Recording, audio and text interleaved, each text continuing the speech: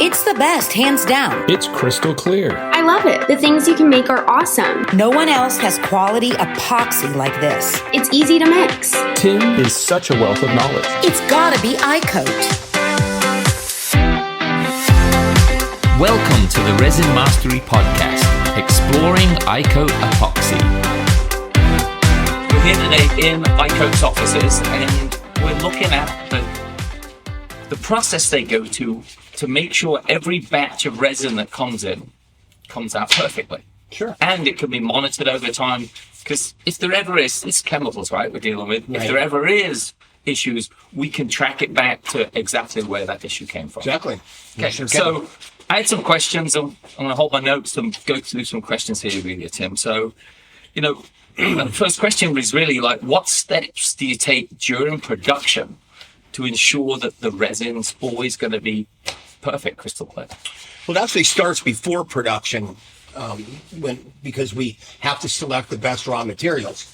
There's a lot of inexpensive things coming in from China and such, but we source everything within the United States as far as our raw materials go, so that our customers don't have to deal with, issues that are caused by that. So that's before the production starts. Once the production starts, we do a lot of testing along the way before it even goes into a bottle. And then after it does go into a bottle, before we send it to our customers, we always do many tests, again, just to ensure that consistency batch over batch meets everybody's needs. Now, we've seen emails come in, we've seen notes in our CRM from people who've bought cheap goods from other places and they have problems. This is one of the steps to help prevent it. Do we even think our competition or others out there are doing any sort of batch testing, or is this something that was over and above as a best practice for a business? I think we probably do significantly more testing than anybody else does. I already know that. We go way beyond crazy, so that that consistency matters to us. But I don't know. I don't know if anybody does any testing. I highly doubt it. But we test before bottled, and after. Right, so let's take one of these here, just for the audience here with us today.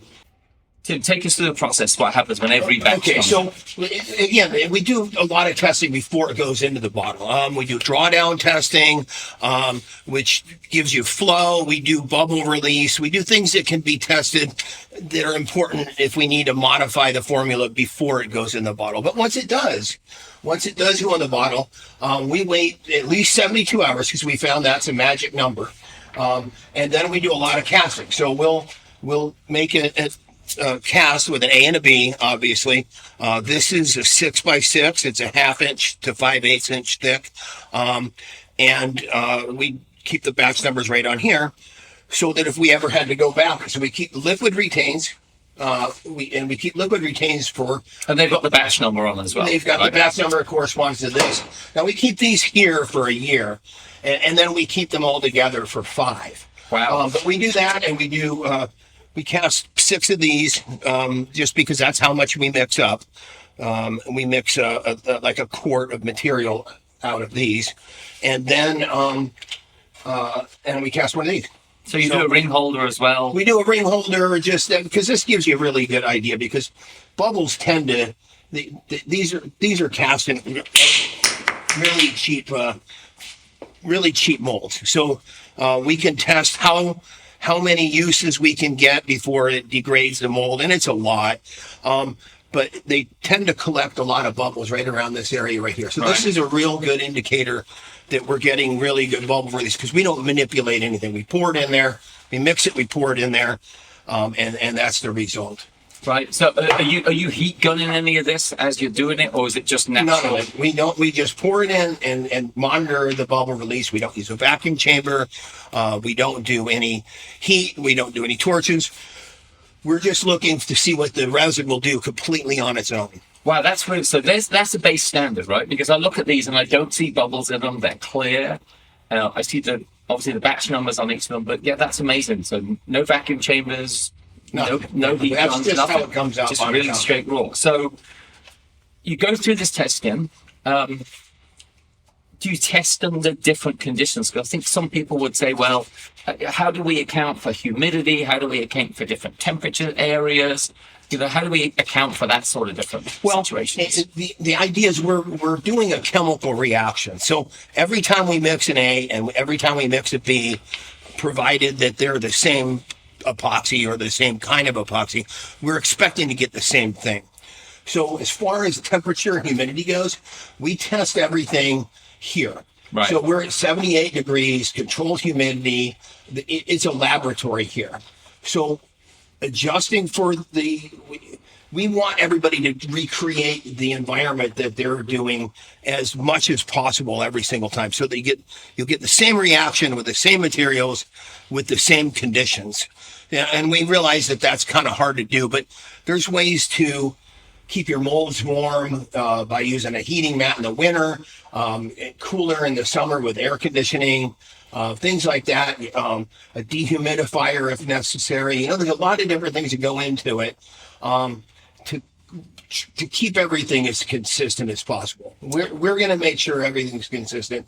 In your own studio, you need to be as consistent as possible. And so it sounds like there's a set of consistent best practices to get the best result out of using resin. To get the same result. Yeah. Right. We want the same result every time, especially because if we're pouring in multiple layers, we want this layer to be the same as this layer. Right, got it. So it's important to monitor that. Right, and we're going to show people in a minute how to warm epoxy to get it, before you mix it, to get it to the right temperature, how to use some of the accessories as well that come with this. But, okay, so there's that, and we've got examples of things on here. So people always ask this, and this is the thing, right? And I don't see any of this yellowing. Do you ever get anything that yellows? And well, all epoxies are going to amber a little bit over time. Right. We use, again, it goes back to the raw materials. If you're using clean raw materials, you're using top-notch raw materials, you're using the state-of-the-art UV resistance, you're using everything that's just clean that we know we can control. You're going to get a little ambering over time, but we wouldn't expect it to be anything that's radical where it would ruin a piece. Like, I'm sure a lot of you guys have seen stuff that's gone crazy yellow. We test after 72 hours because there's certain things that can manifest in a formula once it starts reacting. It's like a recipe. Right. Like spaghetti's better the next day, right? So we want to make sure that after 72 hours we do all the testing so that we can be sure that it's going to stay that way. Gotcha. Yeah. And so for anyone out there who has a company telling you that their epoxy never ambers, they're lying.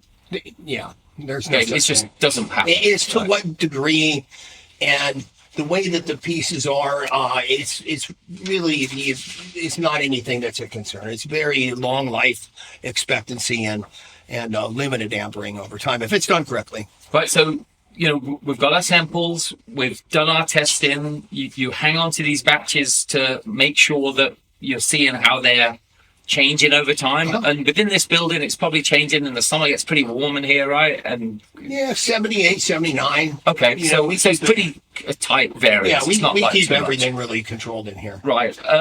What certifications and what standards do you hold the epoxy to? What standards could we tell the audience the actual epoxy meets? Well, many of our products meet LEED Platinum standards, and that's what we strive for on everything. Also, we want to make sure that we're food grade, Right. so that it can be used USDA approved as far as food prep areas go, and things like that. So those are really probably the two important ones because they get, obviously we want to take care of the environment. We don't bring in materials from China because there's absolutely no control of quality or we have an EPA here that monitors everything that we do. So I think that's the two important ones. Is Right. it Now, going to be safe if it touches my food? Is it going to be safe for the environment? Yes, on both counts. So this is great. We've got all the ways that we're looking at. This goes back a year plus, right, with what you keep in here, and you keep more of these. Oh yeah. This is over the course of of the last year and a month. Gotcha. Okay, and they'll just keep rotating as new batches come in, Yep. and then you move it along. And then all this will go into a closet. Gotcha. Okay, so you'll still be retained. Yeah. And that gives us consistency, right? So, what is the expected lifespan? So, someone's looking at this and they're saying to themselves, "Okay, you're holding it, but if I make a flower preservation out of this, what am I looking at lifespan-wise, where it's going to stay good quality?" That's completely hard to answer that question because our customers do everything a different way. Right. If they have controlled conditions, it's going to be a lot longer. For instance, I brought this piece out. This piece right here is from 2021. Okay. That's the oldest So one. I 4 can years, find. yeah. This one is from last week. And then, So as you can see, they're very similar. like, you can tell I couldn't tell it. But again, one of the big things is once the project leaves our customer's house or studio or business or whatever, they're no longer in control of that. Right, if it's not stored correctly. If it's not stored correctly, if it's not, if it's put out in the sun, that could be a problem. If it's overheat, that could be a problem. Even a bigger problem that we've found out about over the last couple of years is if somebody doesn't unbox that and it's still breathing. Right, okay. And it's breathing for a few weeks, a month, 6 weeks. And it depends on how quickly it's put in the box. But if it stays in the box, it can create premature aging by just being in the box for an extended period of time. So we want you to get that out of the box as soon as you can and put it on display. Gotcha. So yeah, okay, so we've got all of these samples, but I'm sure there's times when you have customers that will contact you and they'll be like, "I'm having issues with my resin. It's not turned out the way I want. This not happening." How do you go through that troubleshooting process with them? Well, if somebody sends in a piece, if somebody calls about a piece or something that they're having bubble release problems with, or an early ambering or something that's happened to them not setting up, then I'll come over here, pull the retains from the batch, recreate the situation they've got as closely as possible, and generally everything's fine. It's just a matter of eliminating this and then troubleshooting with the artists what it is. Right. And generally it's, oh gosh, I mixed 2 parts of A, or something happened, or something got in there, or whatever. It got overheated because the phone rang or something happened. But we can come back to it and work with that customer to make sure that they won't do that again or something. So we've had people talk to us about they'll mix more of B than with A in their mixes. Is that a good idea, bad idea? And talk us through the No, it's process. really not. We want to have equal amounts. This particular epoxy is a 1-to-1. Some of them are 2-to-1. We even have 3 and 4-to-1s, but this is a 1-to-1. So if I've got this amount of A, I want that amount of B. Right. What happens is sometimes people weigh it, and they don't account for the weight disparity, whereas the B weighs 18% less than the A. So if you're weighing it, you're going to end up with a problem. You should be putting in 100 grams of this and 118 of this. But if you're putting in 100 and 100, you're going to end up with more need for more B. So we get that from time to time. But or the markings on the cups are wrong. And people think when they're buying a cup from China that it's marked properly, and a lot of times they're not even close. So it could be here. So it could be off by right. several percentage points. So over a period of time, I'm using 5 gallons, I'm using 15 gallons, I'm using 35 gallons, whatever. You're going to be off, right? Because you're most likely people, measure the B the same way every time.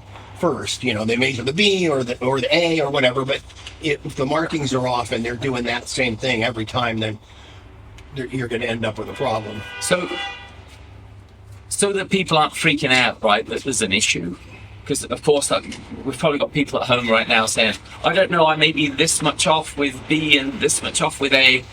How much of a variance in it big starts to become a problem, or when should they? There's a big gray area in there where it's, you know, if it's 52 to 48%, you're good. If it's 60 to 40, you know, we're not good anymore. So we don't want a lot of extra of either one. Because they can both cause problems. Right. You know, they're going to cause issues if the idea is we like to make them equal as possible. Right. But you're still going to cure out, still going to do this and that, unless you're way off. So you don't want to be way off. So once you've got those, is the technique to mix in to make sure that? Because I imagine someone was saying, well, maybe it's sticking to the side of the bucket. Is there a mixing techniques to get the best mix of your 50-50 or?